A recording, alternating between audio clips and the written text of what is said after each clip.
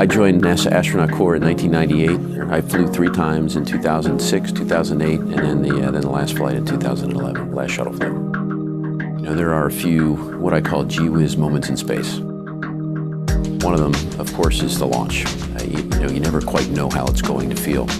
I remembered as we watched the Earth out the window disappear below us, thinking, I can't believe I'm actually flying to space.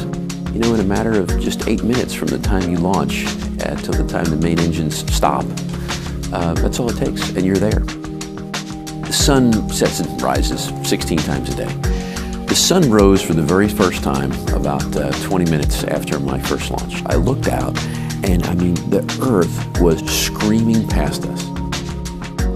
But where I really got this overwhelming perspective was as we were getting ready to dock with the International Space Station. And you get to look up and look at this Leviathan the spacefaring nations of the world have built. It's just sort of like a moment out of science fiction. You want to take people vicariously on the trip with you.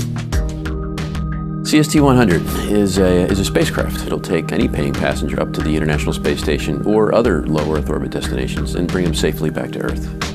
Everybody looks at the shuttle and says it's a magnificent vehicle. Most people are impressed with just the size of it. You know, we thought, is this the best way to do it? Is the best way to combine the payload with the people? Because that's really what the shuttle was. We took 7 people and up to 50,000 pounds of payload and thought maybe it's better, safer, more reliable if you separate the payload from the people and take the payload up and then take the people up in a smaller, simpler vehicle. And when you condense everything scale-wise, you condense it in simplicity as well. If you look at what we have right now, we have one heat shield underneath the base of the spacecraft. It's a lightweight, ablator heat shield that sheds heat, okay, so it carries heat away with it.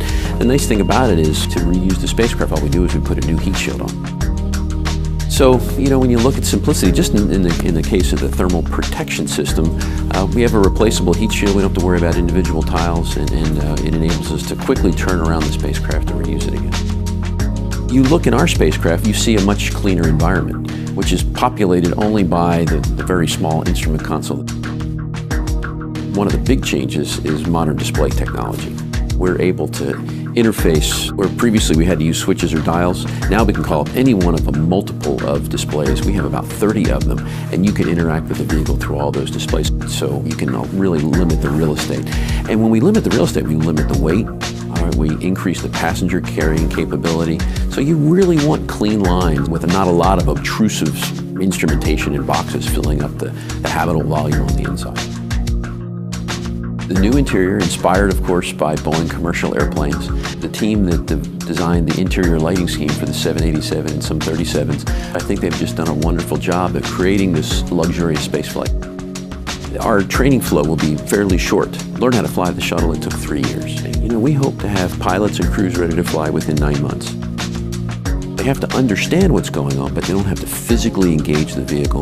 The reason we can do it is this vehicle is designed to be autonomous. It's designed to operate largely itself. Boeing's been in this business for 50 years. We've been building spacecraft.